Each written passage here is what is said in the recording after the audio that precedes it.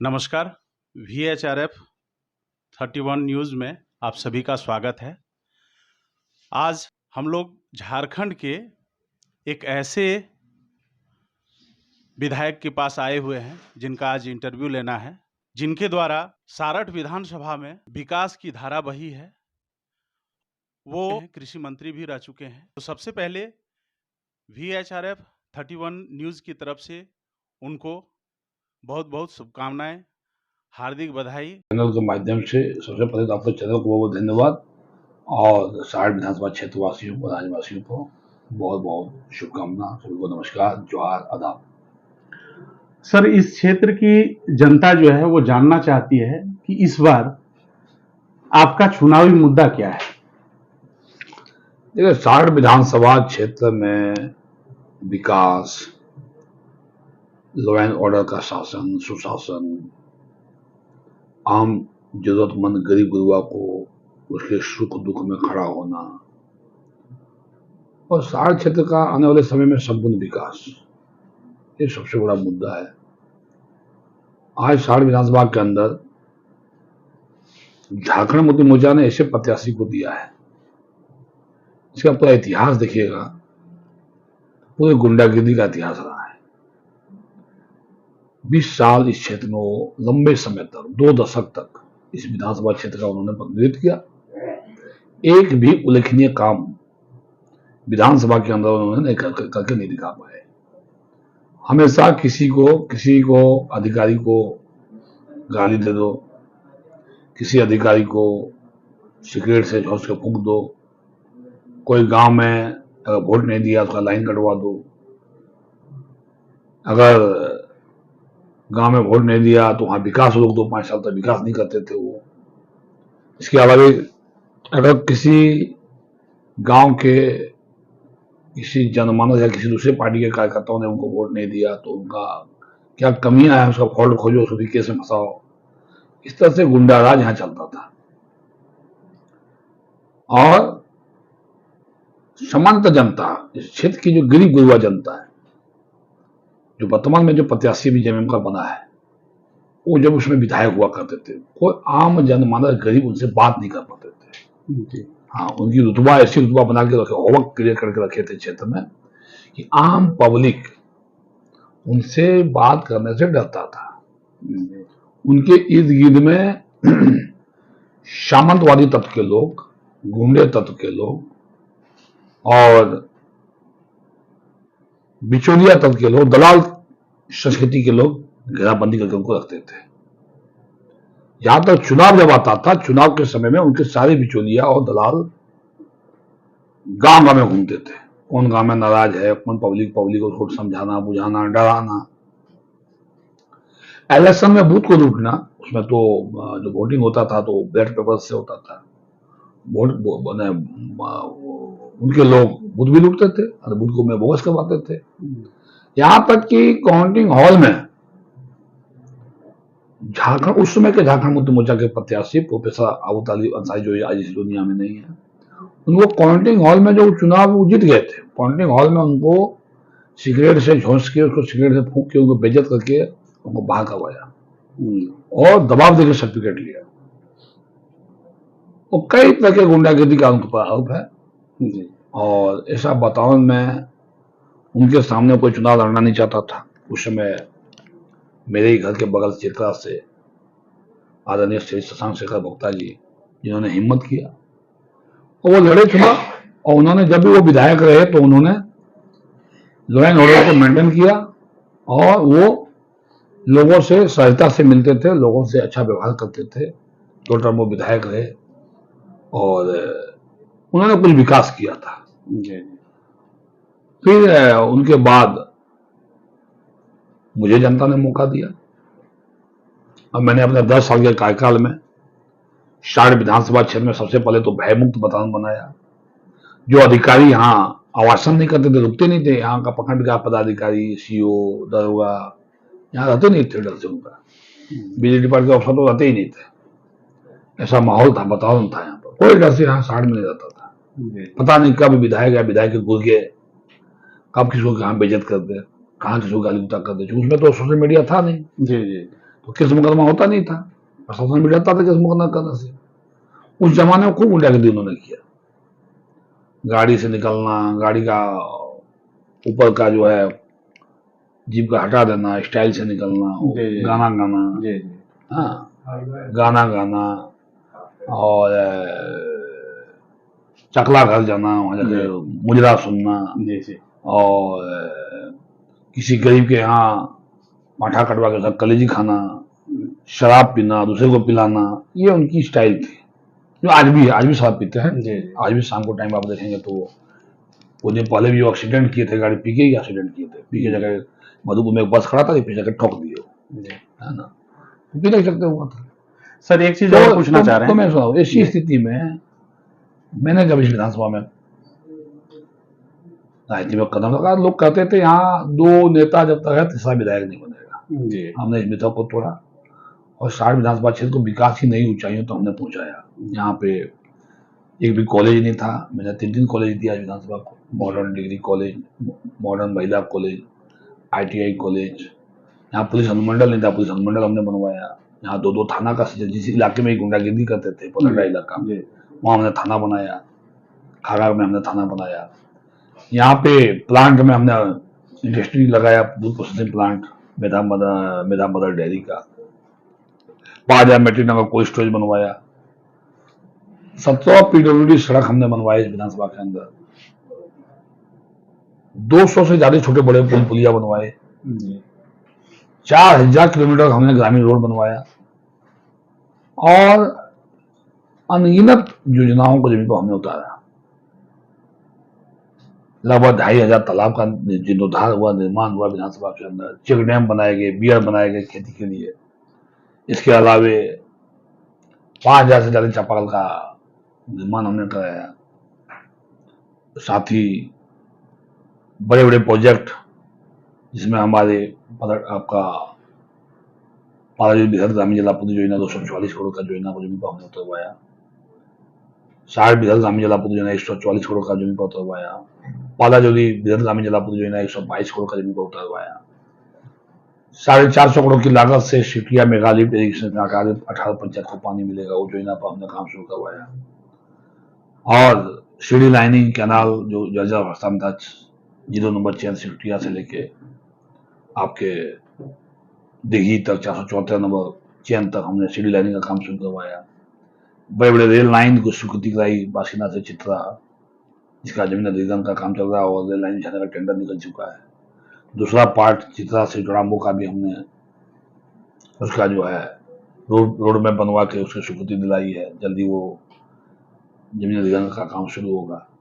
इसके अलावे आप देखें तो विधानसभा के अंदर में सैकड़ों धमपुड़िया आवास आदिवासी गांव में कल्याण विभाग से जाहिर थान की घेराबंदी, माझी थान का निर्माण, हजारों मंदिर के निर्माण, लगभग विधानसभा के अंदर 10,000 गाय हमने वितरण किया, मंत्री 10,000 की गरीबों को, महिलाओं को गाय दिए।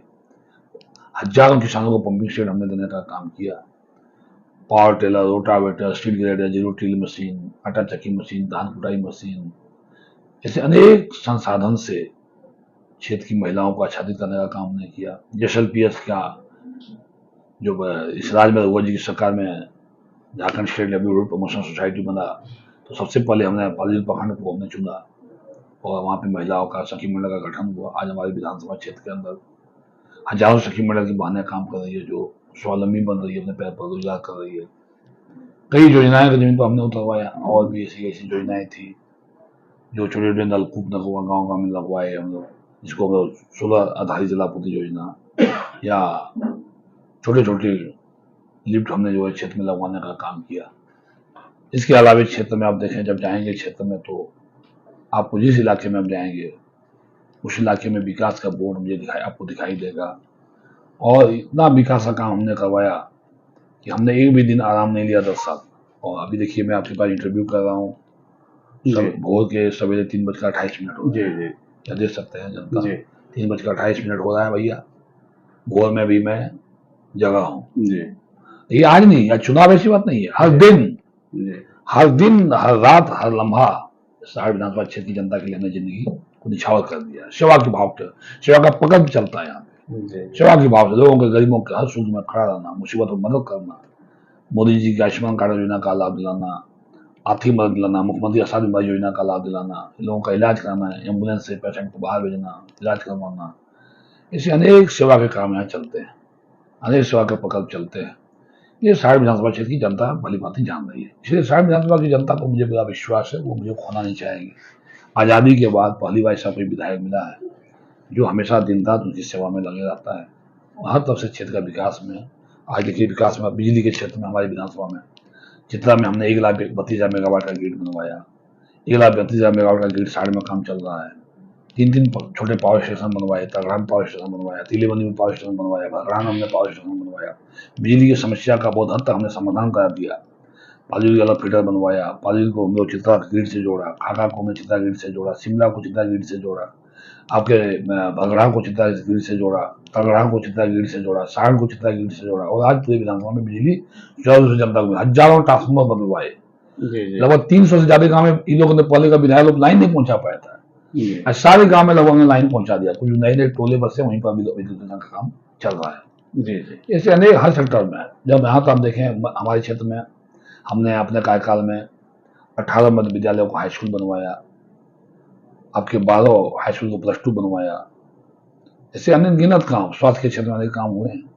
बट दुख इस चीज का कि वर्तमान हेमंत सरकार जब 5 साल के कार्यकाल में न एक भी टीचर का बहाली कर पाया, न डॉक्टर का बहाली कर पाया, न एनएम का बहाली कर पाया, न मेडिकल स्टाफ का बहाली कर पाया, जिसके चलते आज भी हॉस्पिटल में CSC में और PSC में डॉक्टर नहीं है। हाई स्कूल इंटर कॉलेज में आपको हाई स्कूल में टीचर नहीं है। तो बस बीजेपी सरकार इस बार आने वाली है, हम लोग को सारी जगह को भरेंगे। जी सर, एक और जो है सवाल का जवाब आपको देना है और जनता, सारण विधानसभा की जनता जानना चाहती है कि आज का जो सबसे अहम मुद्दा है और सबसे बड़ी समस्या जो है वो बेरोजगारी है और पिछले 10 वर्ष से आप इस विधानसभा में विधायक रह चुके हैं, एक बार मंत्री भी रह चुके हैं। तो जनता ये जानना चाहती है कि आपने युवाओं के लिए क्या किया और बेरोजगारी को कितने हद तक आपने इसको कम करने का प्रयास किया, उसके लिए क्या क्या योजनाएं बनाई और किस तरह का कल कारखाना जो है सारण विधानसभा में आप लेकर के आए। देखिए, बेरोजगारी हल करने की जब बात आती है तो 3 सेक्टर पर हमने काम किया। 3 सेक्टर पर लोगों को काम करना भी चाहिए। एक तो कृषि को उद्योग का दर्जा हमने राज्य में दिया, पशुपालन को उद्योग का दर्जा दिलाया और एनिमल हस्बेंड्री फिशरीज को भी हमने उद्योग का दर्जा दिलाया जब मंत्री थे तो। जी, क्योंकि अगर हम उद्योग लगाते हैं तो आज के दिन में एक तो इंडस्ट्री लगाते हैं वो भी उद्योग है जी, लेकिन आज मछली पालन, गो पालन, मुर्गी पालन, शुगर पालन, ये कृषि का काम है, खरीफ और रबी का फसल का पैदावार करना, आपका फल का पैदावार करना, सब्जी का पैदावार, ये भी उद्योग है जी। कृषि को भी हमने उद्योग का दर्जा दिया, हमने अपने झारखंड के अंदर जब मंत्री थे तो हमने अपने विधानसभा क्षेत्र में जो 2200 से ज्यादा तालाब बनवाए, उसमें मछली पालन शुरू करवाया। आज हजारों किसानों को हमने जो है मत्स्य विभाग में झारखंड में प्रशिक्षण देने का काम किया, तो मछली पालन कर रहे हैं। हमारे विधानसभा क्षेत्र में इतनी मछली पालन हो रहा है, चिड़िया बराज में मछली पालन की पद्धति से मछली पालन शुरुआत कराया।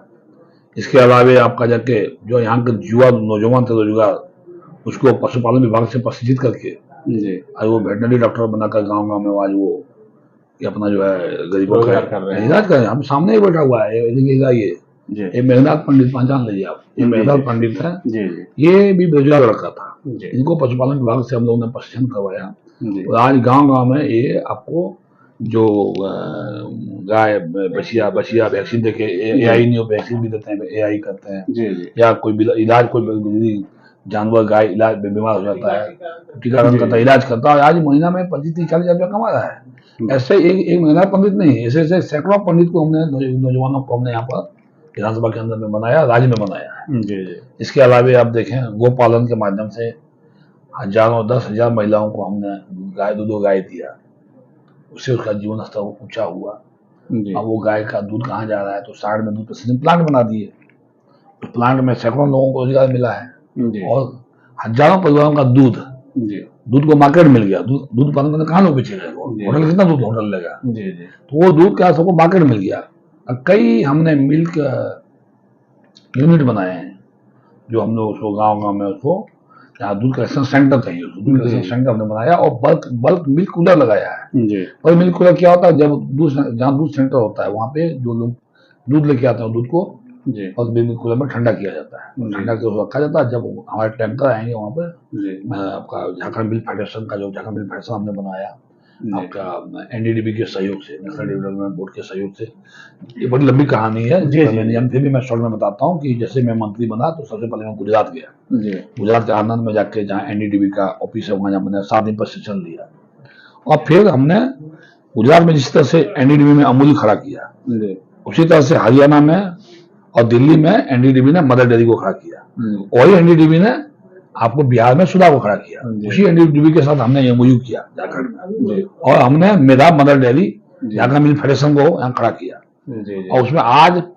लाखों किसान से जुड़े हुए हैं फेडरेशन से। ये फेडरेशन मेरे कार्यकाल में बनाया हुआ, मैं मंत्री थे बनाया। और कई दूध प्रोसेसिंग प्लांट हमने बनाया, रांची के होटवार में 1 लाख लीटर का प्लांट बाद में 16 लीटर कर दिया। यहाँ आपका सूखा दूध भी बन रहा है, जो पाउडर सूखा दूध का पाउडर जो बनता है वो भी बन रहा है, पैकिंग दूध भी बन रहा है, पोछला दूध भी है, जार वाला भी दूध जा रहा है वहां से, दही पनीर लस्सी आइसक्रीम पेड़ा वो वहां पे बनाया। वहाँ हमारा चियांकी में पलामू में एक प्लांट हमने बनवाया, एक हमने राजमहल में प्लांट बनवाया साहिबगंज में और एक सारण में बनवाया। आज सारण में भी हमारा 1 लाख लीटर दूध आ रहा है अभी वहां से, दिल्ली देखिएगा टैंकर दूध बाहर जा रहा है, हजारों लोगों का दूध यहाँ पर सारण में जा रहा है टैंकर दूध। रोजगार किसने दिया? हमने दिया। अब लोग हमारे विरोधी कहेंगे रणजीत सिंह ने रोजगार क्या दिया? बखतुतरी का तो कोई उपाय नहीं है ना। तो अब वहां के अलावे आप देखें तो हमारा चित्रा माइंस में आइए, तो चित्रा माइंस में जिन लोगों का जमीन जा रहा है, ऐसे सैकड़ों नौजवानों का जगह जमीन जगह को नौकरी दिलवाया, उसको लाभ दिलवाया, कंपनसेशन दिलाया सरकार से। इसके अलावा जो आउटसोर्सिंग कंपनी यहाँ काम कर रही है, 2 आउटसोर्सिंग कंपनी जिसमें लगभग 700 नौजवानों को हमने काम दिलाया है, ठीक है। उसमें जो है डंपर चला रहे हैं लोग, सोबेल चला रहे हैं लोग, डोजर चला रहे हैं लोग, रोटावेटर चला रहे हैं लोग, ग्रेडर मशीन चला रहे हैं। इसके अलावा माइनिंग का काम देख रहे हैं, आपका मुंशी है, पिट मुंशी है, सिक्योरिटी गार्ड का काम है, मेंटेनेंस में फिटर है, हेल्पर है, टेक्नीशियन है, मैकेनिशियन है, इलेक्ट्रीशियन है, इस सब का काम हमने दिलाया है, ठीक है। और इतना के अलावे जो खागा में जो ITI कॉलेज हमने बनाया है, और कभी आप जाओ मीडिया के लोग, वहां पे हमने कहीं अगर कहीं ITI कॉलेज खुला है राज्य में तो वहां 2 ट्रेड की पढ़ाई होती है, हमारे 4 ट्रेड की पढ़ाई होती है। अत्याधुनिक ITI कॉलेज हमने यहाँ पर बनाया और जो लोगों ने जो इसमें MOU किया है, जिस कंपनी ने, जो कंपनी यहाँ पर बच्चे को प्रशिक्षित कर रहे हैं, इसमें हमारे इलेक्ट्रीशियन का है, सोलर टेक्नीशियन का पढ़ाई। सोलर आज की डेट में सबसे बड़ा फोर्स है सोलर टेक्नीशियन, सोलर का जमाना भैया। गाँव गाँव में मोदी जी देखिए बोल रहे हैं, मोदी जी घर के ऊपर सोलर लगाओ, घर के खेत का जमीन खाली वहाँ सोलर लगाओ, बिजली अपना बिजली तैयार करो। तो सोलर टेक्नीशियन यहाँ नहीं था, कहीं सोलर से संबंधित कोई सोलर प्लेट कहीं खराब हो गया, कोई हुआ तो यहाँ सोलर टेक्नीशियन का, फार्मासिस्ट का यहाँ पढ़ाई हो रहा है। इसके अलावा मेडिकल डिपार्टमेंट में के लिए आपको एक्सरे मशीन कैसे एक्सरे किया जाता है, कैसे आपका ये MRI किया जाता है, CT स्कैन क्या है, वो भी इसकी तैयारी यहाँ हो रही है। इसके बाद आपका अनेक तरह के डिपार्टमेंट की भी 4 ट्रेड की यहाँ पढ़ाई हो रही है। हजारों बच्चों ने नामांकन लिया है। तो ये हमारा वहां से जो पहला बैच का बच्चा जो निकला, सीधे उसको रिलायंस किसी कंपनी से अटैचमेंट है वहाँ।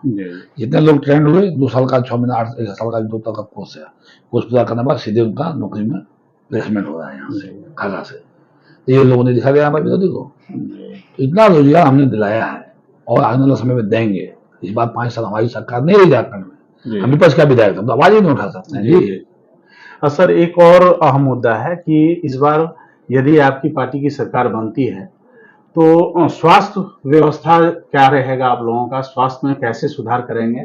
और आमतौर पर देखा जाता है कि आज जितने भी सरकारी अस्पताल हैं, अस्पताल तो बन जाता है लेकिन उसमें डॉक्टर की कमी होती है और अच्छी सुविधा नहीं रहने के कारण लोग मजबूर हो जाते हैं अपने घर को गिरवी रखने के लिए, खेत गिरवी रखते हैं, जमीन गिरवी रखते हैं और अच्छे अस्पतालों में ले जाकर के इलाज करवाने पर मजबूर हो जाते हैं। तो इसके लिए क्या आप लोगों ने कुछ सोचा है? देखिए ऐसा है, मैं तो जब पिछली बार विधायक बना और जब भारतीय जनता पार्टी मैंने ज्वाइनिंग किया तो मैंने उस समय के मुख्यमंत्री जी को कहा था कि मुझे स्वास्थ्य मंत्री बनाइए। जी मैंने स्वास्थ्य मंत्री मांगा था, बट उन्होंने मुझे एग्रीकल्चर, एनिमल हस्बेंड्री और कोऑपरेटिव विभाग मुझे दिया, और हमने जो मरा हुआ विभाग था कोऑपरेटिव विभाग जी उसको जिंदा कर दिया। जी कोऑपरेटिव विभाग में क्या था, जैसे कोऑपरेटिव बैंक में आपको कई नाम से कोऑपरेटिव बैंक चल रहे थे। संथालपन्ना कोऑपरेटिव बैंक, देवघर में देवघर जनता सेंट्रल कोऑपरेटिव बैंक, जी उसके अलावा आपका Dhanbad central cooperative bank, Palamu cooperative bank, ठीक है, रांची सेंट्रल कोऑपरेटिव बैंक, अलग अलग नाम से चलता था, अलग अलग उसकी वित्तीय पावर अलग अलग था। जी तो कुछ कोऑपरेटिव बैंक प्रॉफिट में था, कुछ घाटे में था। जी इस सबका एमेलन किया हमने, जी कानून बनाया झारखंड में, उसका एक नाम दिया Jharkhand state cooperative bank limited. जी किसका कराया हुआ है? Jharkhand state cooperative bank limited जो हमने बनाया, जी किसने बनाया? मैंने बनवाया। अच्छा सारे कोऑपरेटिव बैंकों का नाम बदल के एक कर दिया हमने, जी ठीक है, और सबका एक छतरी के नीचे लाया सबको, और सबका प्लस माइनस प्रॉफिट और माइनस को मिलाने के बाद जो घाटे में था उसको भी इसको हमने प्रॉफिट में लाया, जी ठीक है, कोऑपरेटिव विभाग में। और कोऑपरेटिव विभाग आज इतनी स्ट्रॉन्ग हो गई झारखंड में, हम लोग का काल में काम खड़ा करने चलते कि आज कोऑपरेटिव विभाग में लोगों को लोन भी मिल रहा है, कोऑपरेटिव विभाग के माध्यम से अनेक तरह की महिलाओं को भी सुविधाएं मिल रही है, रोजगार मिल रहा है। तो ये मेरे कार्यकाल में हुआ। उसी तरह से स्वास्थ्य विभाग की जब आप बात करते हैं तो स्वास्थ्य में क्या काम करना चाहिए, तो मेरा जो अनुभव पूछेगा, जो मेरी सरकार बनेगी तो मेरे व्यक्तिगत रूप से मुझे पूछिएगा। जी देखिए, आज क्या रांची में रिम्स में बहुत ज्यादा लोड है, जी जिला अस्पताल में बहुत लोड है। क्यों लोड है? कारण क्या है? निचले स्तर के जो अस्पताल हैं, जी प्राथमिक स्वास्थ्य केंद्र और सामुदायिक स्वास्थ्य केंद्र, तो प्राथमिक स्वास्थ्य केंद्र में आपके डॉक्टर नहीं है, एनएम नहीं है, नर्सेज नहीं है। जी सामुदायिक स्वास्थ्य केंद्र में जाइए, वहां आप जहाँ चाहिए डॉक्टर 5, वहां एक डॉक्टर है। जी एक आपके प्रभारी डॉक्टर हैं, वो तो ज्यादा ड्यूटी करेंगे नहीं, एक वहां दे दिया आयुष डॉक्टर। जी आयुष डॉक्टर भैया मेडिसिन मेडिकल क्या है आपका, एमबीबीएस का पढ़ाई पूरा किया है, जी वो क्या इलाज करेगा? आयुष डॉक्टर दे दिया, वो आयुष डॉक्टर बेचारा दे दे के सुई मार रहा है, ठोक रहा है। ये क्यों है? परिस्थिति क्यों है? परिस्थिति इसलिए कि डॉक्टर की बहाली सरकार ने नहीं किया। जी पिछले 6 सालों में कोई बहालियां नहीं हुई, कोई आपके फार्मासिस्ट या टेक्नीशियन नहीं है वो मिल रहा है, आपका प्राथमिक स्वास्थ्य केंद्र, सामुदायिक स्वास्थ्य केंद्र में आपका लैब टेक्नीशियन नहीं है, एक्सरे मशीनरी खराब है, किसी भी तरह का जांच नहीं हो रहा है। तो जो पेशेंट का यहाँ जांच हो जाना चाहिए, जो छोटा छोटा इलाज है, वो सारे चले जाते हैं जिला में, जी और जिला में सुविधा नहीं रहती, जिला लोग रहा है। तो इसलिए सबसे पहले निचले स्तर के अस्पताल को ठीक करना पड़ेगा। जी तो जैसे उप स्वास्थ्य केंद्र है गाँव में, एक पंचायत में एक उप स्वास्थ्य केंद्र में, भारत सरकार मोदी प्रधानमंत्री जी ने कहा है कि हर प्रखंड, हर पंचायत में एक उप स्वास्थ्य केंद्र बनेगा, जी चाहे वो मनरेगा से बने, चाहे डीएमएफटी से बने, चाहे अन्य कोई फंड से बने। ये भारत सरकार ने इसको, मोदी जी ने लिया अपने हाथों पर। तो उसी कड़ी में मेरे विधानसभा में हमने 26 पंचायतों में स्वास्थ्य केंद्र हमने शिलान्यास किया फंड पर, और जिसमें अभी लगभग 18 पूरा हो गया था। अब वो बिल्डिंग बन गई, ये सुंदर चकाचक बिल्डिंग बना, आवास भी उसमें है, लेकिन उसमें जाएगा कौन? जाएगा एनएम तो है नहीं, डॉक्टर है नहीं। जी एनएम अगर है भी तो उस एनएम को सभी क्षेत्र में ड्यूटी लगा दिया गया है।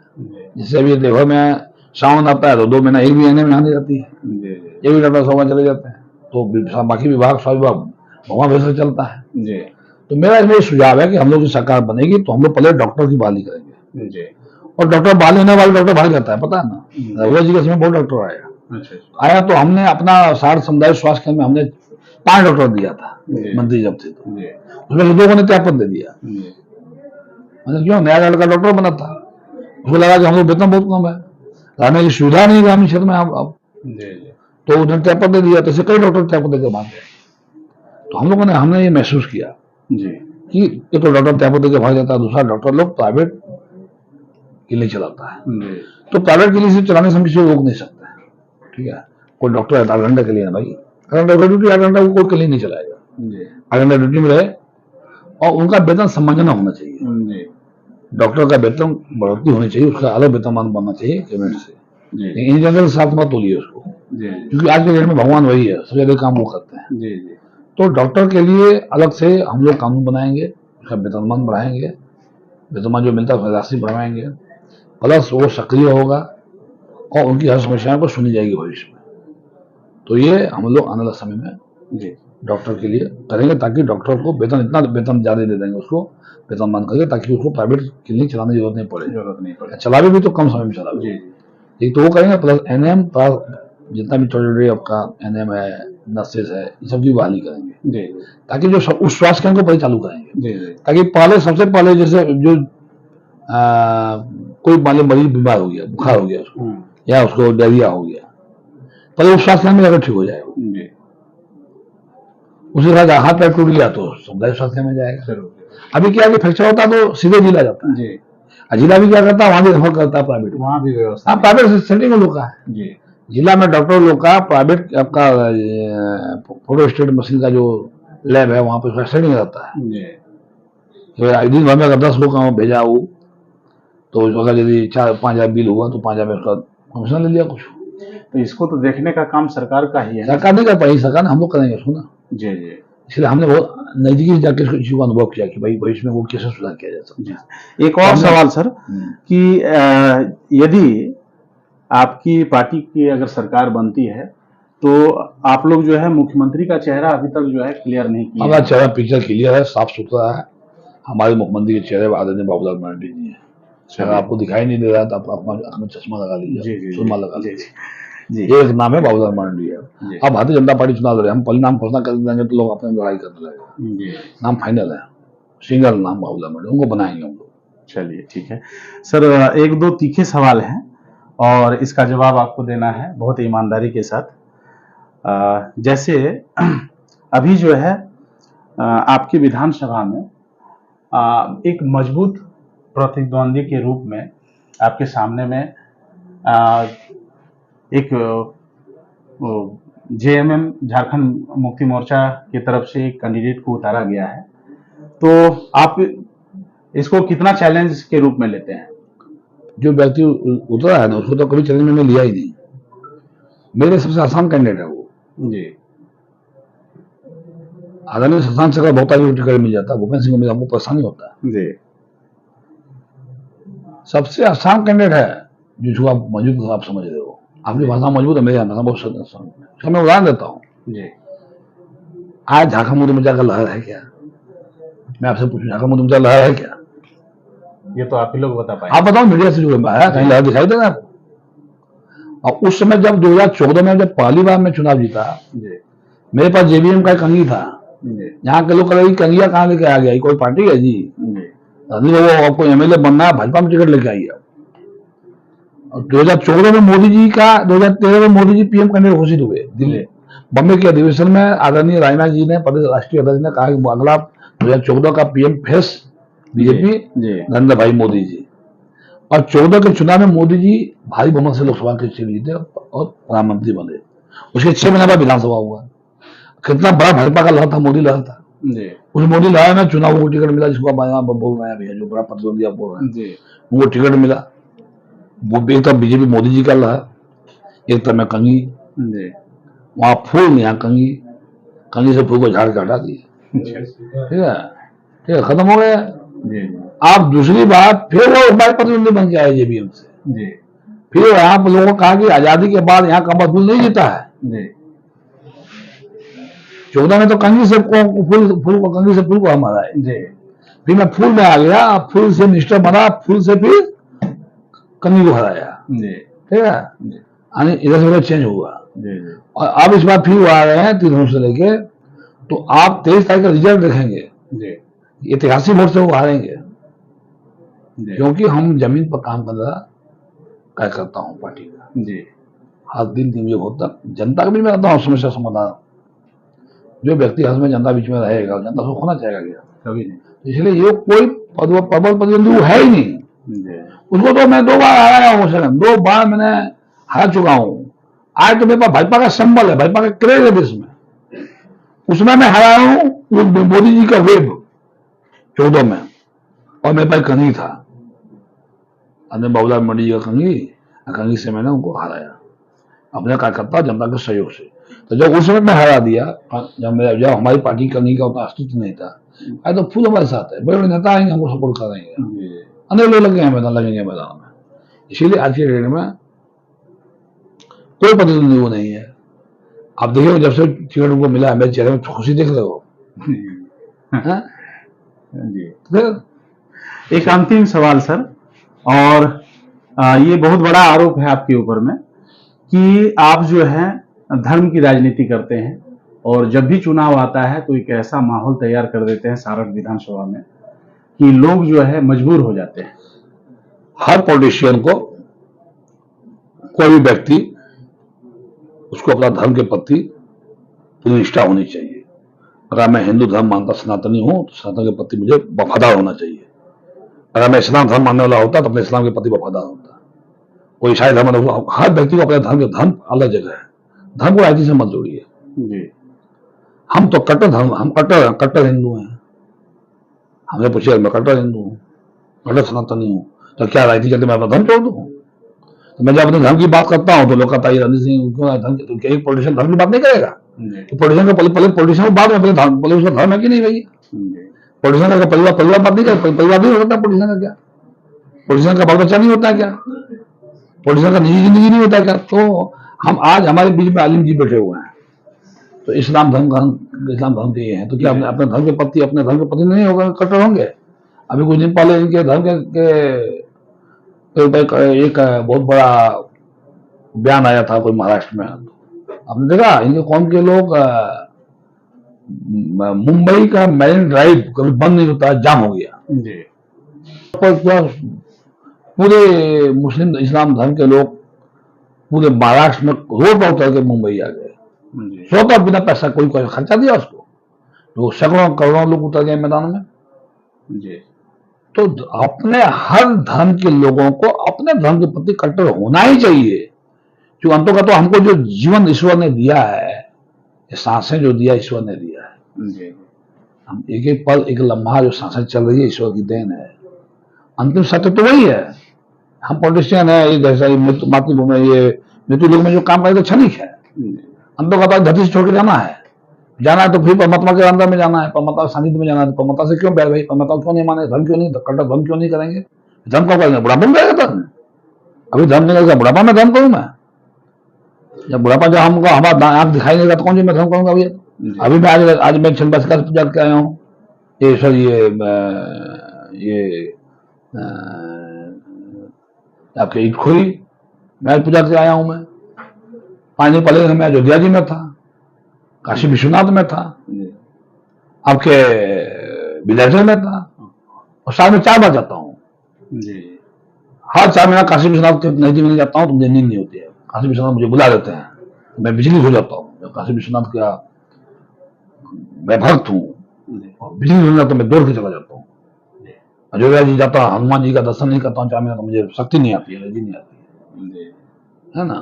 तो होना चाहिए अपना धर्म के प्रति, और लेकिन दूसरे धर्म का भी सम्मान करना चाहिए। मैं करता हूँ दूसरे धर्म पर कभी एक रिकॉर्ड बताओ सारे विधानसभा के अंदर कि मैंने किसी दूसरे धर्म पर आघात किया, किसी दूसरे धर्म वाले को धर्म करने को रोका, कहीं दंगा फसाद करवाया? बताइए कोई मैं विरोधी। अगर कहीं मैंने किसी दूसरे धर्म पर हमला किया हूं, कहीं मैं दूसरे धर्म पर आघात किया हूं, दूसरे धर्म के बारे में कोई कमेंट किया हूं, हाँ अपने विरोधी पर कमेंट तो करूंगा। जो वोट नहीं देगा उस पर तो उंगली दिखाऊंगा। मैं आपका काम करूंगा, आप मुझे वोट नहीं देगा, मैं आपको चुमा लूंगा क्या? क्या मैंने हम क्या साधु हैं? यहाँ हम साधु हैं कि हम प्रवचन करने के लिए आए हैं कि राजनीति करने आए हैं? भैया प्रवचन तो करने आए नहीं है कि हम साधु नहीं है कि भैया हमको तो ठोकर ठेला मार दूंगा, ढेला मार दूंगा, चुप हो जाऊंगा। प्रवचन करने आया हूँ, कोई मैं मोलाना कोई तकलीफ करने आया हूँ क्या? मैं तकलीफ करने नहीं आया हूँ, कोई डांट पढ़ने नहीं आया हूँ, कोई साधु संघर्ष में मैं यहाँ जो प्रवचन करने नहीं आया हूँ। हम राजनीति करते, मैं वोट की राजनीति करता हूँ, वोट की राजनीति करता हूँ। मैं डंके की जोर पर काम करता हूँ, डंके की जोर पर वोट मांगता हूँ। नहीं देगा तो डिस करूंगा, बोलूंगा। अब बोल दिया तो विधायक बोल दिया, सब विधायक बोल दिया। आप वोट क्यों नहीं देंगे? नहीं बोलेंगे तो चुमा लेंगे। सर अंत में आप सारठ की जनता के लिए कोई मैसेज देना चाहते हैं? हमारे चैनल के माध्यम से आप क्या आग्रह करना चाहते हैं सारठ की जनता को? 10 साल मेरा कार्यकाल में सारठ में अमन चैन, लॉ एंड ऑर्डर का शासन दिया, कोई दंगा फसाद नहीं, किसी को भी किसी के धर्म पर किसी को हमला करने की इजाजत हमने नहीं दिया। किसी कोई नौबत आई तो मैं स्वयं वहां पर गया, एसपी को बुलवाया, डीएसपी बुलाया, दरोगा बुलाया। लॉ एंड ऑर्डर की खराब करने का जो साथी तो हमने कहीं भी प्रयास किया, हमने उसमें खुलेआम सपोर्ट खड़ा होकर वैसा नहीं होने दिया। हम लोग कहते हैं बीजेपी का विधायक मैं 10 साल से हूं, कहां दंगा फसाद हुआ? जो आज टिकट लेके आया है अपने आपको सेकुलरवादी करता है, उसका इतिहास निकाल के देखिए आप, कितना झगड़ा उसने करवाया है, कितने दंगे फसल का है सारे क्षेत्र में। क्या इलामत करेगा ये लोग। अभी अभी एमएलए बना रहे, बीजेपी पहले एक मीटिंग था तथुरिया मोड़ में, जेएमएम पार्टी का माननीय सांसद नलिन सोहन जी आए थे वो दुकान उठाने करने। जेएमएम के बुता पे 2 खेमा जेएमएम के वहां था, भूपेंद्र सिंह जी का भी खेमा था और चुनाव उसमें जेएमएम ज्वाइन नहीं किए तो वो भी चले गए वहां। तो भूपेंद्र सिंह का समर्थक भूपेंद्र सिंह का जिंदा बनाना लगाया, तो चुनाव सिंह समर्थक को चुनाव सिंह का जिंदा बनाना लगाना चाहिए था। आप समर्थक आपका समर्थक आपका नारा लगाता, आपका समर्थक आपका नारा लगाया नहीं, और उसको जो जिंदाबाद अपना नेता जिंदाबाद करता उसको आप रोक रहे थे। आपके लोगों ने रोका तो लोगों ने टोका तो इन लोगों ने मुर्दाबाद किया। मुर्दाबाद चुनाव सिंह का किया तो उसको उठा के किडनैपिंग करा के 7 चौक पर बैठ के एक ड्रामा लड़का का अम्मा का आरोप किया, तो भूमिया को क्यों नहीं पिटे आप? 2-3 भूमिया लड़का तो वहां पर 2-3 भूमिया लड़का लोग भी आपको मुर्दाबाद किया, उसको तो पिना को औकात नहीं, गरीब ब्राह्मण को पीट दिया। अभी एमएलए है नहीं, फिर गुंडागर्दी अब चालू कर दिया सारे क्षेत्र में, कदापि रणवीर सिंह नहीं होने देगा। उसको गोल हराएंगे, घर घुसाएंगे उसको। क्या समझा वो जो चाहे होगा सारे क्षेत्र में। क्या वो दिन चला सेदिन चोले दिले हरी आज चोल गए ना है। चलिए, बहुत बहुत धन्यवाद पूरी ईमानदारी के साथ जवाब देने के लिए। आप सभी लोग वी आचार्य 31 न्यूज देख रहे थे। बहुत बहुत धन्यवाद सर, अग्रिम बधाई आपको। धन्यवाद।